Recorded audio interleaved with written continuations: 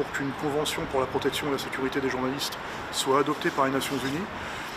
Donc 111 journalistes ont été tués en 2025, 46% dans le Moyen-Orient, non 46% à Gaza, 69 journalistes qui ont été tués au Moyen-Orient, et puis plus de 550 journalistes qui sont toujours en prison.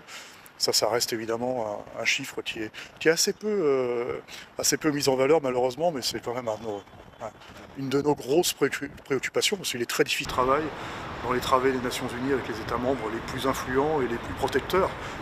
À l'heure où on vous parle, on a un petit peu moins de morts, mais les chiffres sont quasiment sensiblement les mêmes. On a un peu moins de 10 journalistes tués par rapport au même moment.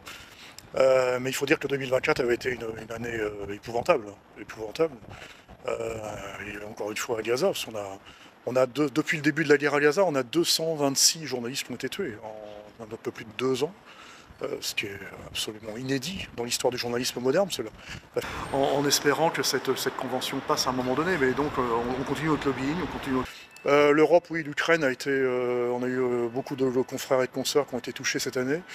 Des Ukrainiens, des Russes, des Français, un Français encore récemment. Mais ça reste une guerre, une zone de guerre. Maintenant en Ukraine, les meurtres sont organisés avec des drones. C'était le cas de notre confrère français récemment. Donc non, ça reste de toute façon une zone de guerre. Donc une zone de guerre est une zone dangereuse et une zone meurtrière pour des journalistes. Vous n'avez pas dit qu'il vous oui, paraît important. éventuellement sur